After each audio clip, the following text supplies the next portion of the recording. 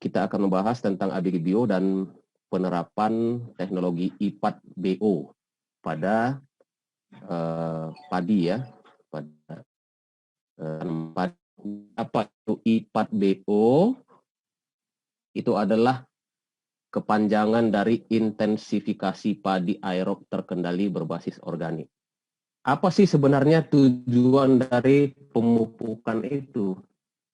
Sebenarnya tujuan dari pemupukan itu untuk memenuhi kebutuhan hara yang kurang atau tidak sesuai.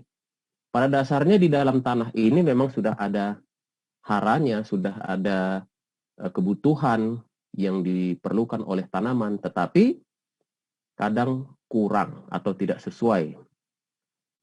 Tujuannya apa kita memenuhi kebutuhan itu? Supaya ada tercapai target produksi.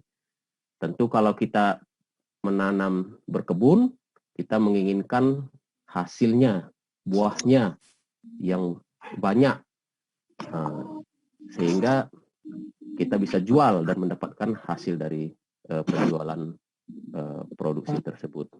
Jadi kita memastikan bagaimana tanaman itu supaya banyak hasilnya, kita berikan pemupukan atau makanan yang cukup bagi tanaman. Baik, dalam memupuk sebenarnya ada 5 kategori tepat. Jadi 5 kategori tepat itu apa saja? Ini perlu kita ingat. Yang pertama adalah tepat jenis. Jadi kita memberikan jenis yang pas atau yang tepat bagi tanaman itu. Kalau contoh, kalau dia membutuhkan untuk daun, ya kesehatan daun, tentu kita harus berikan pupuk yang tepat. Contohnya yang mengandung nitrogen. Apa saja contohnya? Seperti urea itu mengandung nitrogen. Lalu yang kedua, tepat dosis. Kalau dia membutuhkan satu pohon sekian gram, ya tentu kita berikan segitu. Kalau kurang, tentu tidak dapat target yang diharapkan. Kalau berlebih, akan mubazir. Bahkan beberapa pupuk kalau mubazir atau berlebih, itu bisa merusak. Yang ketiga, tepat waktu. Waktu pemberian itu juga harus kita hitung kapan. Nah, apakah di pagi hari? Apakah di sore hari? Jangan kita beri di siang hari. Nah, itu contohnya. Nah, satu lagi kategori tepat waktu adalah ada pemupukan yang diberikan itu pada bulan-bulan tertentu. Kenapa? Karena di situ curah hujan cukup. Nah, itu kategori yang ketiga, tepat waktu. Kemudian yang keempat adalah tepat sasaran. Di mana diberikan pupuknya? Nah, tentunya kalau kita lihat pemberian pupuk ini harus yang dekat dengan akar dari tanaman. Nah, itu kita berikan di situ sasarannya. Dan yang kelima adalah tepat cara. Nah, cara memupuknya bagaimana? Ya. Nah, ini juga harus kita perhatikan. Apakah mesti dilarutkan dulu ya dengan air baru diberikan atau bisa langsung? Nah, ini model yang kelima, tepat cara. Ini harus betul-betul kita perhatikan tepat dalam pemupukan tersebut. Baik. Untuk jenis pupuk sendiri, kita secara umum bisa melihat ada pertama pupuk kimia. Ya, pupuk kimia ini pun ada 2 kategori, masuk ke dalam pupuk tunggal dan yang kedua masuk kepada majemuk. Kemudian ada pupuk organik. Pupuk organik biasa kita lihat seperti pupuk daun ya, kompos daun ya. Kemudian ada pupuk kandang. Yang ketiga adalah pupuk hayati atau pupuk hidup. Maksudnya apa pupuk hidup ini? Karena kita memberikan makhluk hidup kepada tanaman itu untuk mendukung supaya nutrisi atau hara bisa tercukupi. Nah, pupuk hidup ini adalah mikroorganisme. Contohnya adalah bakteri. Bakteri apa? Ya banyak macamnya. Spesies-spesiesnya contohnya adalah Rhizobium. Ada juga Azotobacter. Ya, jenis yang berikutnya adalah bakteri pelarut fosfat atau jenis bakteri pelarut kalium. Jadi ini kita juga harus lihat. Jadi kalau misalnya ada suatu produk yang mengatakan di dalamnya ini ada mikroorganisme, berarti dia ada pupuk hayati di dalamnya. Ya, itu yang ketiga. Baik, kemudian kebutuhan hara tanaman kita bisa melihat ada yang pertama hara makro ya. Hara makro ini adalah hara yang dibutuhkan tanaman dalam jumlah yang besar. Contoh-contohnya adalah nitrogen, kemudian fosfor, kemudian kalium, ada juga kalsium dan magnesium. Kemudian berikutnya ada juga kategori hara mikro. Yang dimaksud mikro adalah pasti kita tahu adalah kecil. Walaupun dia kebutuhannya kecil, tetapi kekurangan hara mikro ini bisa fatal juga. Bisa mengganggu hasil yang kita harapkan dari tanaman tersebut. Jadi apa saja yang dimaksud dengan hara mikro itu? Contohnya seperti besi, ferrum, mangan, ada seng juga, dan tembaga dan lain-lain, boron. Ya, ini adalah kebutuhan hara tanaman. Di hara makro dan hara mikro. Kemudian kita lihat slide berikutnya adalah fungsi unsur hara makro. Ya, jadi kita berfokus ke makro dulu ya, yang besar. Nah, seperti yang kita lihat tadi, unsur hara makro ada N, ada P, ada K, ada Mg, dan seterusnya. Tetapi dari fungsi-fungsi ini apa sih? Unsur hara ini fungsinya apa? Kalau unsur N atau nitrogen, kita tahu bahwasannya, dilihat di sini di tabel, N itu berfungsi untuk pertumbuhan vegetatif. Apa maksudnya vegetatif, Bapak Ibu? Vegetatif itu maksudnya bertumbuh. Jadi tanaman kan bertumbuh dengan pucuk-pucuk yang muda, yang baru. Dia mengeluarkan daun, bertumbuh makin tinggi dia. Nah, daun-daun baru muncul. Nah, itu vegetatif. Nah, pada tanaman muda sangat penting juga untuk pertumbuhan batang. Jadi batang bisa memanjang karena dia membutuhkan atau memanfaatkan nitrogen. Kemudian yang kedua adalah fosfat, P. Berfungsi untuk energi pada saat asimilasi. Ya. Nah, kalau tanaman dia memasaknya di daun, ya. Daun itu adalah dapurnya. Jadi semua hasil dari fotosintesa nanti akan disimpan kemana saja, ke buah dan ke batang atau ke akar juga. Nah, dia ada membutuhkan energi. Nah, energinya ini adalah fosfat. Makanya satuan energi makhluk hidup itu kita tahu adalah ATP atau ADP. Jadi P pada ATP itu maksudkan adalah fosfat, ya. Kemudian yang ketiga adalah K, kalium, berfungsi untuk membantu proses fotosintesa dan metabolisme tanaman. Yang berikut adalah menjaga keseimbangan magnesium dan penting dalam pembentukan kualitas buah. Nah, apa yang dimaksud dengan kualitas buah ini, Ibu Bapak? Ya, kadang-kadang kita membeli buah di pasar atau di toko buah. Kelihatannya bagus, ya, dari secara tampilan bagus, seperti contoh jeruk ya. Jeruk bagus, cantik dia. Tapi pada saat kita buka, kita mau makan, wah, merah juga dalamnya. Bagus. Pas dimakan bagaimana? Rasanya kurang kuat atau kurang manis. Kenapa bisa demikian? Karena kualitas dia secara rasa kurang. Nah, ini bisa disebabkan karena kurangnya kalium pada saat pemupukannya, sehingga rasanya akan lebih lemah atau hambar. Nah, berikut adalah yang keempat, magnesium. Magnesium berfungsi untuk apa? Menyusun klorofil. Klorofil kita tahu itu seperti apa? Darahnya tanaman, ya, yang ada di daun itu, yang menyusun zat hijau pada daun itu adalah klorofil. Kenapa penting klorofil? Karena dia berperan dalam fotosintesa. Fotosintesa adalah proses dia memasak semua hasil-hasil ya, dan hasilnya ini akan disimpan di batang, di buah, dan di akar. Ya. Nah, ini adalah fungsi-fungsi dari hara makro yang biasa kita lihat pada pemberian pemupukan makro kita tahu tadi yang dibutuhkan dalam jumlah besar ya. N, P, K, Mg. Nah, itu dia. Baik. Jenis dan spesifikasi pupuk tunggal. Ya. Kita lihat di sini Ibu Bapak, kalau hara N ya, nitrogen, ini biasa kita lihat secara umum namanya urea di pasaran ya, atau ZA ya. Jadi kalau kita beli pupuk di toko pupuk, kita bilang urea, berarti kita mengharapkan ini hara nitrogen. Nah, untuk urea itu sendiri berapa sih di dalamnya kadar N-nya?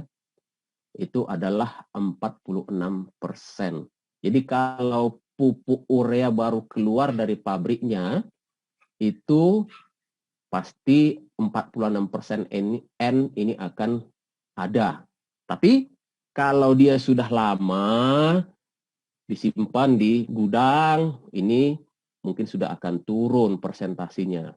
Tidak akan dapat lagi 46.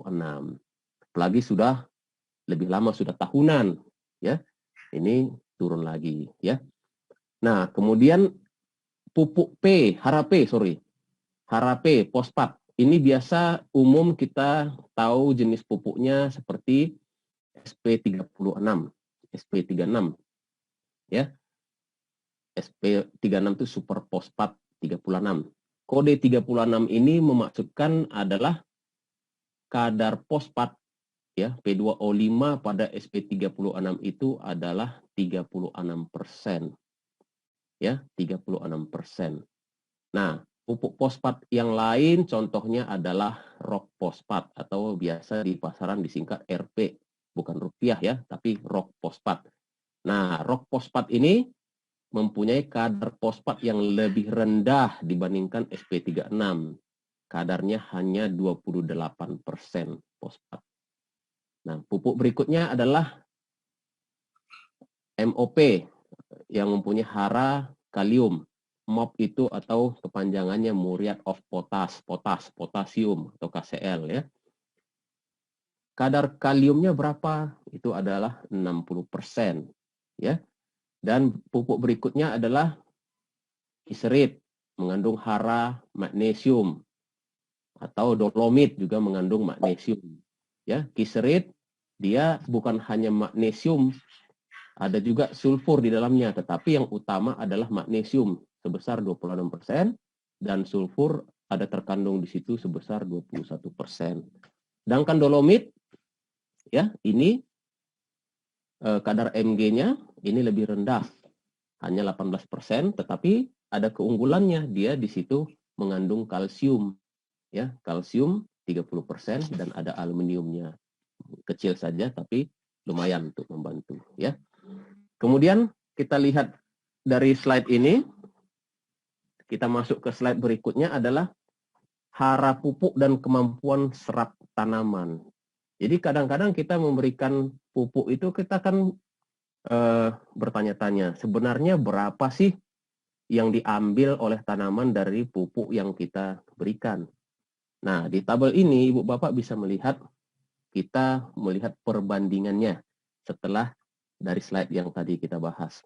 Contoh, untuk urea kita berikan 1000 gram atau 1 kilo ya. Kita tahu N pada urea itu 46%. Berarti dalam 1 kilo urea ada kandungan N aktifnya itu sebesar 460 gram. Nah, sedangkan tanaman sendiri mempunyai kemampuan untuk menyerap. Kemampuan maksimum tanaman, ya akarnya maksud saya, menyerap pupuk itu berapa persen, ya? Nah, kita lihat di sini kemampuannya itu adalah 30% menyerap haranya. Berarti yang diserap haranya, N-nya yang diserap, bukan ureanya, ya. Ureanya kan 1 kilo, tetapi N-nya ini yang diambil karena haranya. Jadi 30% dari 460 gram. 30%-nya berapa? 138 gram. Yang ini ya, kandungan terserap oleh tanaman.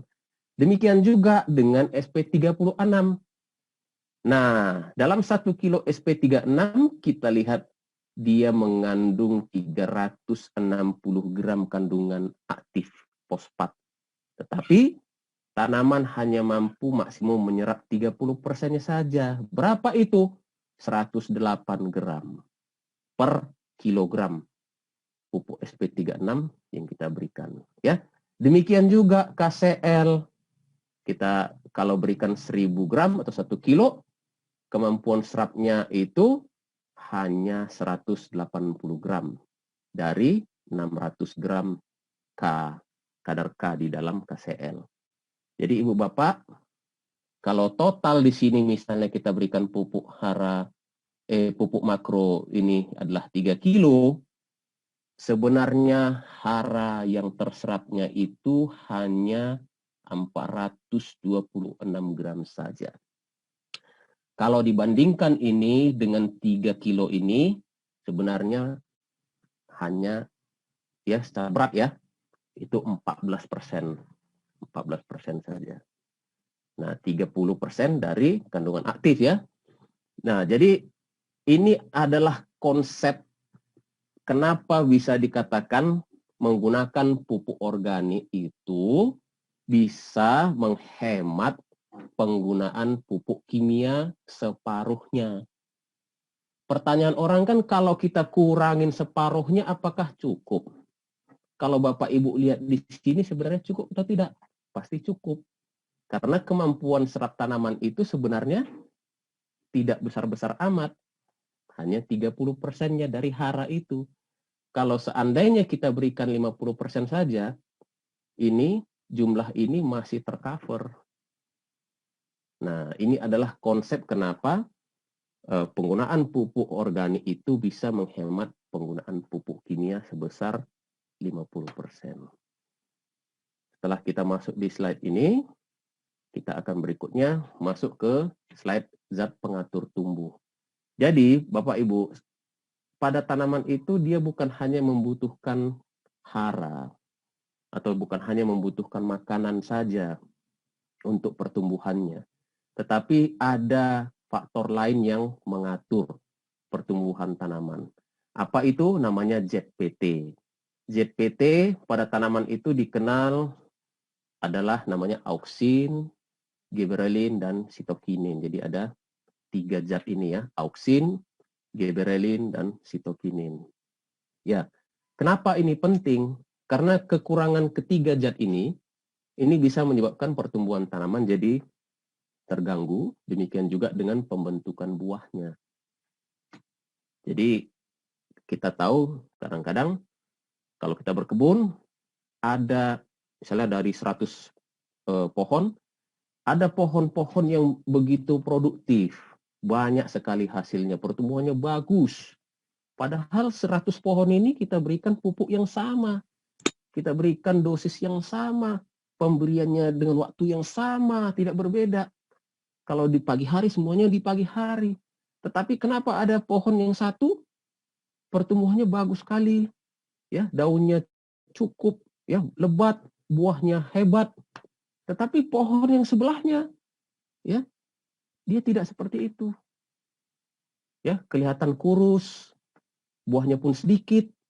Kadang-kadang kita bingung, ini apa sebabnya? Nah, ternyata Ibu Bapak bukan hanya hara, rupanya ada zat lain yang mempengaruhi. Inilah namanya ZPT, zat pengatur tumbuh. Bisa jadi di pohon yang sebelah itu, kadar auksin atau gibberellin atau sitokin pada buahnya lemah atau kecil. Sehingga dia tidak mampu untuk bertumbuh optimal. Nah, bagaimana supaya ini bisa bagus pohon ini? Nah, tentunya harus dibantu zat pengatur tumbuhnya. Ya. Nah, makanya auksin gibberellin dari eksternal juga sebenarnya bisa membantu supaya tanaman tersebut bisa bertumbuh dengan baik. Baik, di dalam ABG Bio ini sebenarnya nanti kita akan membahas juga bahwasanya ada zat pengatur tumbuh sudah ada di sini. Jadi ABG Bio ini bukan hanya menyediakan hara, ya, membantu menyediakan hara bagi tanaman, tetapi ternyata juga akan membantu tanaman itu supaya ZPT-nya itu betul-betul tercukupi. Kalau kurang, dia akan tambah. Kalau sudah cukup, ya, ada mekanisme sebenarnya umpan balik di tanaman itu akan mencukupkan supaya ini sudah normal. Jadi tidak terlalu dibutuhkan over, ya. Baik, inilah dia ABG Bio produk kita, ya, organic fertilizer. Tapi sebenarnya saya bilang plus. Kenapa? Karena di dalamnya bukan hanya kategori organik, tetapi ada hayatinya juga. Baik. Nah, kandungannya apa saja? Pertama adalah jenis bakteri pelarut fosfat. Nah, yang kedua, jenis bakteri penambat nitrogen. Yang ketiga, nutrisi organik. Dan yang keempat, zat pengatur tumbuh. Kenapa kita membutuhkan bakteri pelarut fosfat pada ABG Bio ini? Nah, Ibu Bapak mungkin sering mendengar komentar dari para petani. Ya, sekarang tanah pertanian kita itu semakin lama semakin jelek. Kategori jeleknya bagaimana, Pak? Ya, keras, tambah keras. Tidak seperti dulu, gembur. Memang kadang-kadang kalau kita pergi ke kampung gitu kita bisa melihat juga memang betul, ya. Kenapa bisa begitu? Ternyata setelah puluhan tahun petani menggunakan pupuk fosfat pada lahan pertanian dia, fosfat yang dari pupuk ini ada sisanya, residunya. Residunya yang tertinggal di tanah itu bisa menyebabkan fisik dari tanah itu akan menjadi lebih keras. Karena kita tahu fosfat ini gampang sekali bereaksi dengan mineral-mineral lain. Contohnya seperti kalsium. Dia akan membentuk satu kompleks, ya, kompleks ikatan yang kuat antara kalsium dengan fosfat. Jadi kalsium fosfat, jadi senyawa itu yang terjadi.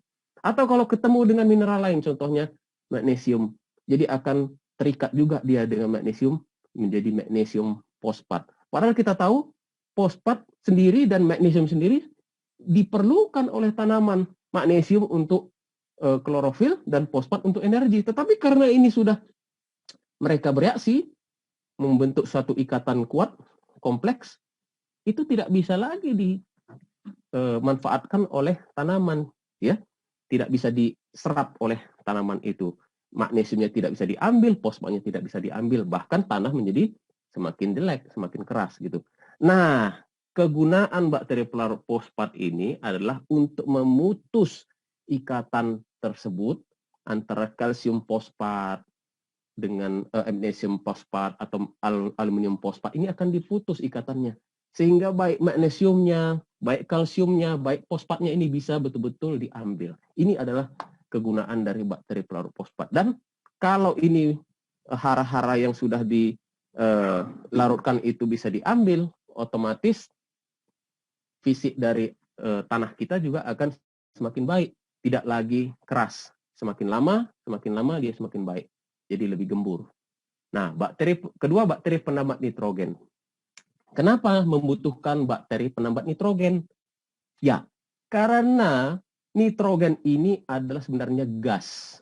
Jadi pada saat kita memberikan pupuk urea, ya, nitrogen pada urea itu bisa juga menguap. Ya, menguap dia. Apalagi pada saat terik matahari, gampang sekali menguap, naik. Jadi nitrogen bebas di udara. Nah, tetapi kalau kita menggunakan bakteri penambat nitrogen ini, dia bisa terus bekerja, berikan supply nitrogen untuk akar. Dengan cara bagaimana? Dengan cara namanya proses namanya fiksasi. Fiksasi itu adalah mengikat nitrogen di udara, ya, terus ditambatkannya atau disematkannya di dalam tanah sehingga siap dengan mudah untuk diserap oleh akar tanaman. Dan itu proses itu terjadi terus dalam satu hari. Besok lagi diulang lagi. Hari-hari bakteri penambat nitrogen membantu menambahkan nitrogen di tanah. Jadi kita bisa menghemat penggunaan pupuk-pupuk yang mengandung nitrogen seperti urea atau ZA tadi. Ini adalah kegunaan yang kedua. Nah, nutrisi organik memang di ABG Bio itu ada memang mengandung nutrisi organik, NP dan K itu tadi. Tetapi karena satu botol ABG Bio itu kan beratnya cuma 80 gram, tidak nyampe 1 on ya. Jadi kita harus realistis. Tidak mungkin nutrisi organik NP dan K di dalam satu botol ABG Bio ini kita berikan pada pohon yang membutuhkan banyak sekali NP dan K. Nah, makanya kadang-kadang ya orang bertanya, Pak, ini cukup nih. Oh, Bapak mesti tambahkan lagi ya produk pupuk yang mengandung NP dan K. Contohnya kalau kita mengkombinasi dengan pupuk kimia boleh, tetapi kita sudah bisa pangkas karena ada bakteri-bakteri yang di dalam ABG Bio itu yang membantu menghemat pemupukan tadi. Nah, yang keempat yang kita bahas tadi, ZPT, zat pengatur tumbuh. Memang di dalam ABG Bio itu ada zat pengatur tumbuh, auksin, giberellin, dan sitokinin. Jadi ini akan sangat dibutuhkan pada tanaman-tanaman muda yang baru saja kita tanam. Pada tanaman-tanaman yang sudah alih fase dari vegetatif menjadi generatif. Artinya generatif itu dia mau keluar buah, ya bunga dulu ya, untuk menghasilkan buah.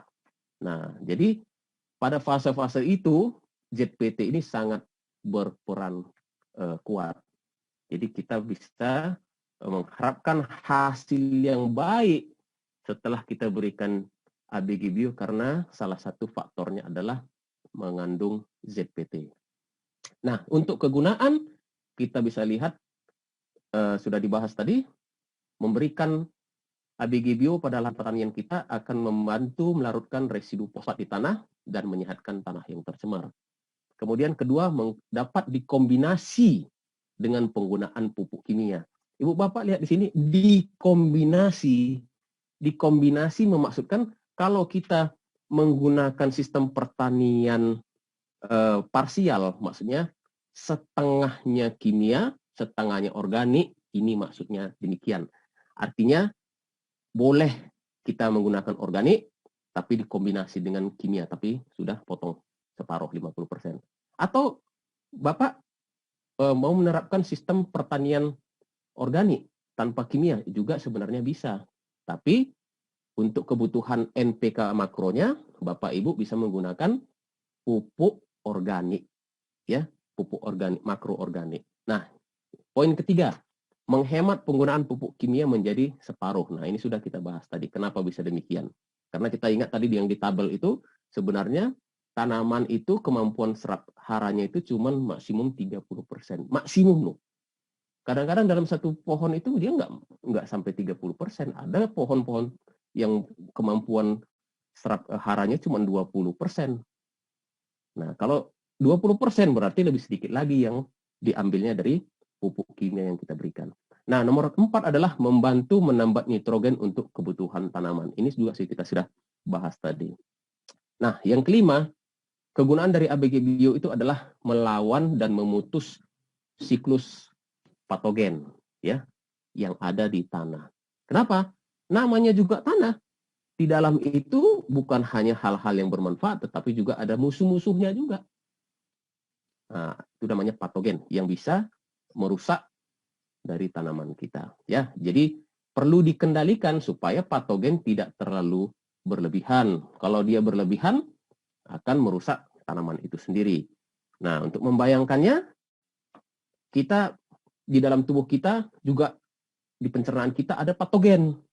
Ya, kalau misalnya ada satu spesies bakteri Escherichia coli namanya di pencernaan kita terlalu berlebihan, kita juga bisa mencret-mencret. Nah, bagaimana kita mengendalikan Escherichia coli ini supaya jangan berlebihan? Kita berikanlah contohnya lactobacillus ya, minuman yogurt yang mengandung lactobacillus untuk menekan patogen tadi. Nah, sama di tanah juga demikian. Ada patogen-patogen yang berbahaya atau merugikan dari tanaman. Tetapi dengan dikendalikan, ya dia tidak terlalu mengkhawatirkan. Ya. Jadi mengendalikan saja bukan berarti mensterilisasi, bukan, tapi dikendalikan. Ya. Baik. Cara aplikasi ABG Bio bagaimana? Pertama adalah dengan inokulan murni. Ya. Mencampurkan satu botol ABG Bio dengan sekitar 20-30 kg pupuk kandang halus atau kompos. Lalu setelah dicampurkan, bisa diaplikasikan pada media tanam atau tanaman di pot-pot kita. Ya, 50-100 gram per tanaman. Jadi berikan di masing-masing pot kita atau dicampur langsung di media tanam ya. Sebelum kita nanam kan kita biasanya menyiapkan medianya. Yang kedua adalah perbanyakan inokulan. Mencampurkan satu botol ABG Bio dengan 10-25 kg pupuk organik padat.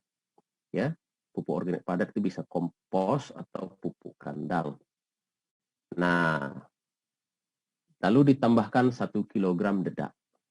Beri air dengan kebasahan sekitar 60-65%. Selanjutnya tutupi dengan terpal, ya. Diamkan selama 1-2 hari, ya. Atau masukkan dalam karung juga bisa, ya. Campuran ini siap digunakan sebagai media tanam dan bisa ditaburkan pada lahan secara merata. Sekitar berapa? Sekitar 200 kg per hektar lahan. Nah, yang ketiga adalah melarutkan ABG Bio. Caranya bagaimana?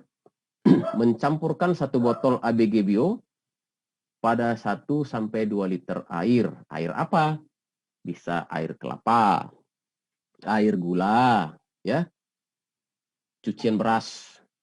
Ibu-ibu kalau pagi-pagi memasak nasi, cucian berasnya bisa dimanfaatkan. Dicampurkan satu botol ABG Bio itu ke 1 liter air cucian beras. Lalu setelah dicampur merata, diamkan sekitar 1-2 hari. Larutannya siap untuk dipakai. Nah, bagaimana kita menggunakan 1-2 liter ini pada contohnya sekian luas lahan. Ya, ini bisa dibuat pengenceran dengan perbandingan 100 kali. Artinya 1 liter bisa untuk dicampurkan atau diencerkan dengan 100 liter air. Ya. Nah, disiramkan atau disemprotkan pada lahan. Nah, kalau kita menggunakan pompa semprot, apakah yang tangan atau pada tangki semprot yang gendong, jangan lupa sebelum dimasukkan ke dalam tabungnya, kita saring dulu supaya nanti mata nozzle-nya jangan mampet atau sumbat. Ya, karena ABG Bio ini memang masih ada partikel-partikel ya yang kita takutkan nanti kalau kita tidak saring, itu partikelnya itu bisa menyumbat lubang nozzle semprotan kita ya.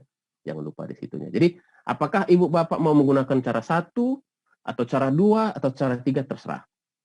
Ya. Yang penting mana yang paling gampang Bapak rasa pakai silahkan. Nah, ada pertanyaan, kalau misalnya ya kan kita menyemprot Pak kena daun bagaimana? Larutan ABG Bio-nya kalau kena daun bagaimana? Oh, tidak apa-apa. Ya. Tidak apa-apa walaupun kena daun, tidak apa-apa. Ya, kita bisa semprotkan ke tanah, kalaupun kena daunnya, kena batangnya, tidak akan merusak, tidak akan merugikan tanaman itu. Jadi jangan khawatir, ya. Kemudian slide berikut ini adalah estimasi biaya pemupukan dan keuntungan. Ini dicontohkan pada tanaman padi. Ya, kalau misalnya cara konvensional yang sebelah kiri dan yang ABG Bio yang sebelah kanan, Ibu Bapak melihat di situ, ya. Jenis-jenis pupuknya kita lihat di situ ada urea, SP36, ada MOP atau KCL. Jumlahnya untuk per hektarnya berapa yang dibutuhkan. Contoh ya, urea 1 hektar dibutuhkan 200 kilo atau 2 kintal. SP36 juga 200 kilo. MOP-nya dibutuhkan 400 ya. Untuk harga ini memvariasi ya. Untuk harga di pasaran mungkin ada yang 2.500 per kilogram di tempat-tempat tertentu. Sementara SP36 juga demikian. MOP memang mahal ya, karena ini bukan subsidi ya. Ini bisa kena 8.000 per kilogram. Jadi totalnya untuk cara konvensional, kalau Ibu Bapak lihat di sini, bisa kena per hektarnya itu sekitar 3,4 juta. Ya, 3,4 juta. Ya. Jadi panenannya kalau kita dapat misalnya contoh padinya ya 6 ton untuk cara konvensional ini dikali harga ya basah ya 3.000 per kilogram. Ini dapat sekitar 18 juta. Nah, dikurangi dengan biaya pemupukan tadi 3,4 juta. Jadi tersisalah 14,6 juta untuk per hektar padi ya, sawah yang dia budidaya. Nah, bagaimana kalau misalnya kita menggunakan dengan cara ABG Bio ya? Tadi kita sudah bahas bahwasanya penggunaan pupuknya itu bisa dipangkas separuh. Apakah ureanya, SP36-nya atau KCL-nya bisa dipangkas separuh. Nah, dikali harga tetap sama ya dengan yang sebelah tabel kiri. Total biaya untuk pemupukannya 1,7 juta ya. Jadi sudah dipangkas 50%. Nah, tapi ada biaya ABG Bio. Berapa biaya ABG Bio? Tidak nyampe 1 juta. Ya, 990.000 saja. Ya. Nah, kita mengharapkan penggunaan ABG Bio ini ada kenaikan juga dari produksinya. Ya. Kita bisa contoh kita dapatkan 8 ton dari per hektar sawah dikalikan harga basah ya 3.000 per kilo sama seperti yang konvensional dapat 24 juta ya 24 juta dari hasil basah ya dikurangi biaya pemupukan ya biaya pemupukan yang di atas ini ya biaya pemupukan kimia ditambah dengan ABG Bio. Jadi masih ada profit kita tersisa 21.310.000. Nah, kalau Ibu Bapak lihat di sini 21.310.000 ini sebenarnya lebih banyak ya kita dapatkan dengan menggunakan ABG Bio. Kalau lihat dari cara konvensional, jadi kita bisa mendapatkan selisih sekitar 6.700.000. 6.700.000. Nah, 6.700.000 per hektar ini bukan datang begitu saja. Ini bisa didapatkan karena kita menggunakan ABG Bio ya pada pertanian kita. Jadi kalau Ibu Bapak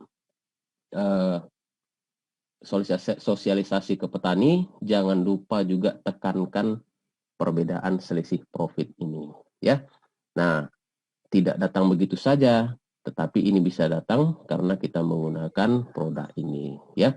Nah, seandainya pun harganya panenannya sama, Ibu Bapak sudah pasti akan lebih untung karena lihat di sini penggunaan pupuk kimianya sudah dipangkas. Ya, sudah dipangkas. Jadi pasti lebih untung menggunakan ABG Bio. Apalagi kalau produksinya meningkat tajam ya, meningkat banyak. Baik. Memang jangan lupa ya, ini tabel ini ada tanda bintang, tanda catatan, ini hanya sebagai contoh. Kenapa? Tiap daerah dan petani punya kebiasaan yang beda-beda. Jadi penggunaan pupuk yang di tabel ini bisa juga di tempat-tempat lain bisa tidak sama. Ya, bisa saja di tempat lain cuma 150 kilo atau di MOP-nya dia cuma pakai 300 kilo per hektar, itu bisa saja terjadi. Makanya ini catatan di sini, tiap daerah dan petani punya kebiasaan yang berbeda. Untuk penerapan teknologi IPAT BO pada padi ini sebenarnya sudah lama ya Ibu Bapak ya. Nah, intensifikasi padi aerob terkendali berbasis organik itu kepanjangan dari IPAT BO. Jadi IPAT BO ini siapa yang menginisiasi siapa yang menemukan teknologi ini adalah seorang profesor ya, Profesor marganya Simarmata ya, Tualar Simarmata. Jadi profesor ini seorang guru besar di Universitas Negeri di Bandung, dan dia senang supaya teknologi yang dia temukan ini juga diaplikasikan untuk petani-petani Indonesia. Nah, tetapi memang metode I4DO ini menggunakan produk ABG, ya, menggunakan produk ABG. Jadi sangat sejalan ya. Bagus juga kita sosialisasikan teknologi ini kepada petani-petani supaya padi yang dia dapatkan itu juga bisa memuaskan bagi petani itu. Nah, tetapi jangan lupa menggunakan produk ABG yang memang sudah diriset dalam teknologi I4DO ini ya, dalam penggunaan aplikasinya ya. Baik, untuk aplikasi ABG pada padi, Ibu Bapak lihat di gambar ini. Ini ada judulnya garis waktu. Karena banyak yang bertanya kapan saja waktu-waktunya menggunakan ABG pada contohnya pada padi ya gitu ya. Nah, bisa digunakan sejak 15 hari sebelum tanam ya. Persiapan lahan atau pengolahan jerami ya. Nah, Ibu Bapak lihat di sini kenapa ada muncul ABG Degra, walaupun pada hari ini kita berbicara tentang ABG Bio. Nah, saya senang juga memperkenalkan bahwasanya kita punya ABG Degra. Degra ini adalah produk kita juga yang berfungsi untuk mengkomposkan bahan-bahan ya. Contohnya kalau ada jerami, kalau ada daun-daun ya, bahan-bahan untuk kompos atau kandang ya, kotoran kandang, ini kita berikan Degra, dia dengan cepat bisa bantu supaya bahan-bahan tadi itu bisa terurai dengan baik. Nah, kalau untuk di sawah kan sisa dari panenan itu kita sering lihat banyak jerami. Jerami itu sebenarnya bisa dimanfaatkan ulang ya untuk memperkaya nutrisi hara pada lahan pertanian sawah. Jadi bisa dimanfaatkan, tapi jangan lupa menggunakan Degra. Kapan dipakai? 15 hari sebelum tanam ya. Dari tanam apa? Tanam padi ya, pindah tanam ya kalau Ibu Bapak lihat di sini ya. Nah, setelah itu, setelah nanti sudah jerami sudah diolah, lahan sudah disiapkan, sudah dibajak, nanti akan masuk ke pindah tanam ya. Jadi dari lahan pembenihan kita pindah padi-padi ini ke petak-petak sawah itu. Nah, di sini kan sudah ada pemupukan dasar ya. Pemupukan dasar apakah ada pakai urea atau pakai NPK atau pakai POG, pupuk organik granul ya. Nah, kalau kita menggunakan pupuk organik granul itu biasanya waktu aplikasinya langsung campur saja kombinasi dengan Bio ya ke 1 tol ya. Nah, setelah kita pindah tanam 15 hari kemudian ya, HST ya, 15 HST maksudnya hari setelah tanam. Nah, Ibu Bapak boleh aplikasikan ABG Bio, disemprotkan ya. Itu yang cara ketiga tadi, disemprotkan ya di lahan sawah kita ya.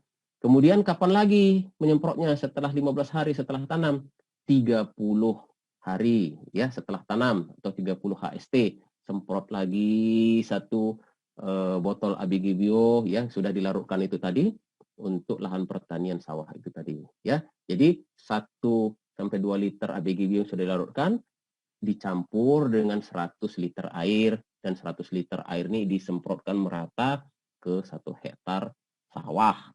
Kapan lagi setelah 30 HST? 45 HST. Nah, 45 HST ini kebutuhan ABG Bio-nya ini sudah lebih tinggi.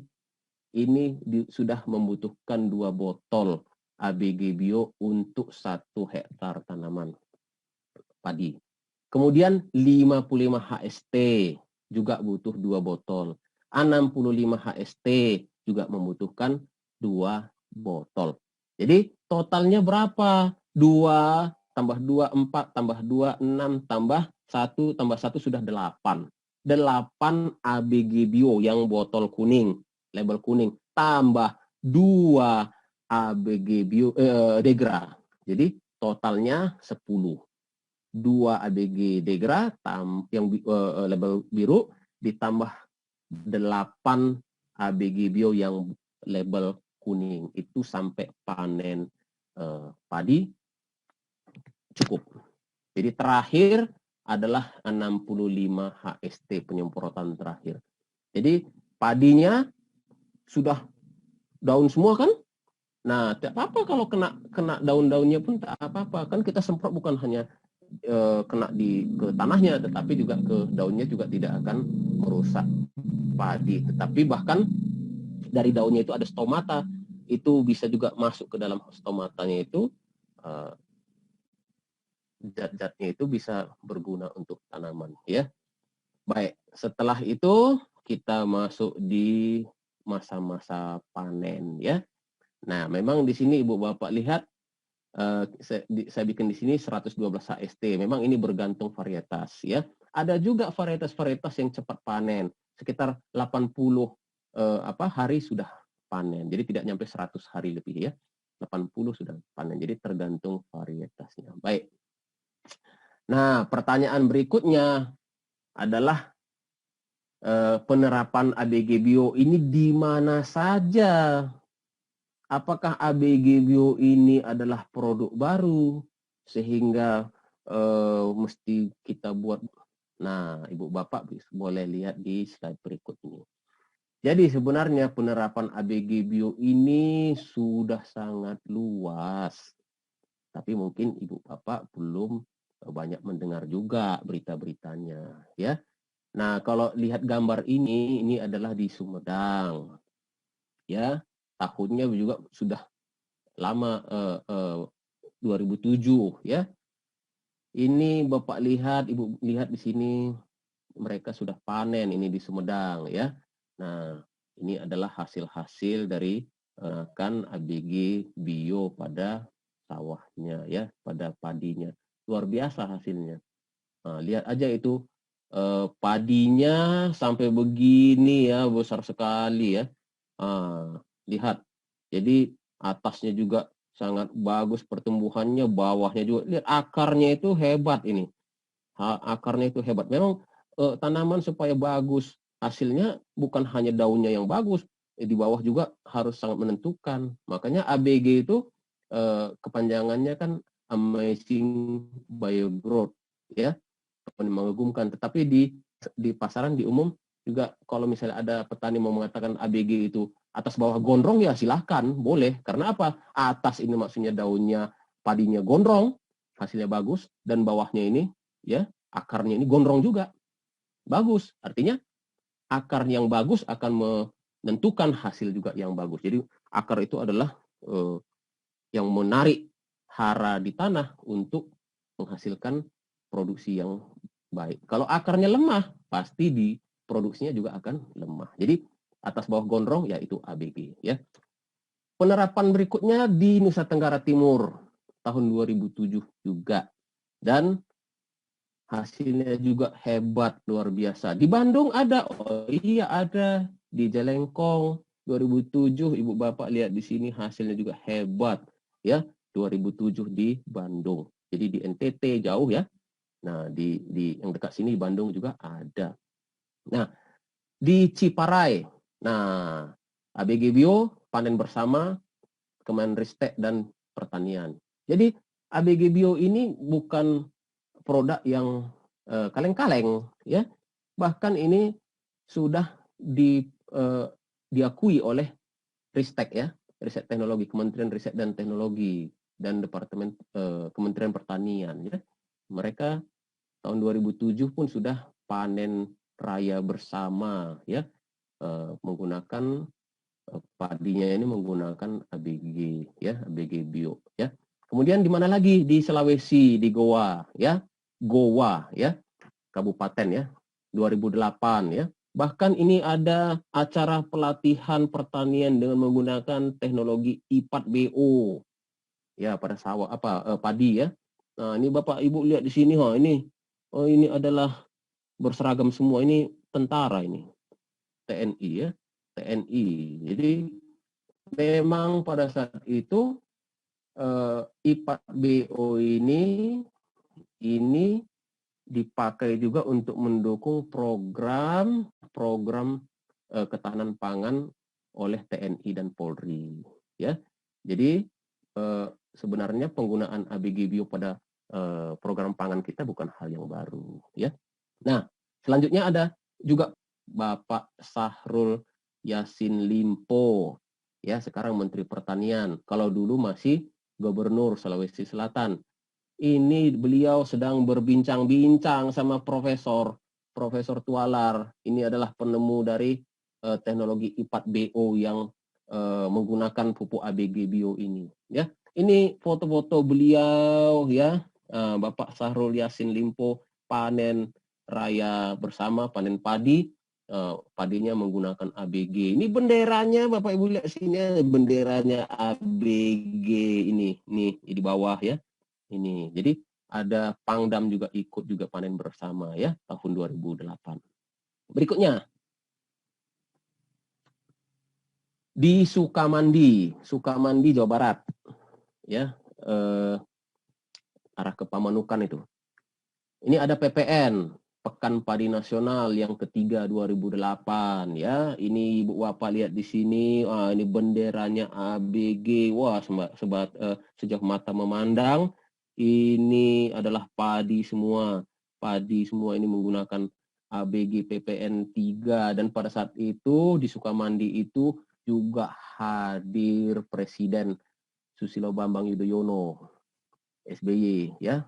Pak Presiden SBY pada saat itu juga ikutan panen bersama. Rupanya padi yang dipanen beliau itu menggunakan ABG.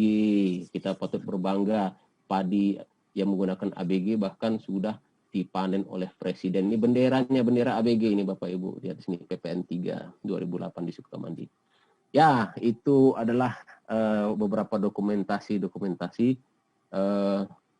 yang menggunakan ABG atau penerapan ABG pada lahan pertanian di padi, ya. Jadi Ibu Bapak, percayalah, yakinlah bahwasanya produk kita ini memang produk riset, produk berteknologi, karena Pak Profesor ini pun sendiri sebagai formulatornya dari produk kita. Jadi kita punya strong point di sini, produk kita itu produk berteknologi, produk riset, dan kita punya teknologi penanaman sendiri. Kita itu komplit, nanamnya bagaimana, kita punya metode teknologinya, pupuknya ada. Jadi kombinasi ini betul-betul memastikan hasil yang memuaskan pada pertanian-pertanian yang diterapkan oleh petani di Indonesia.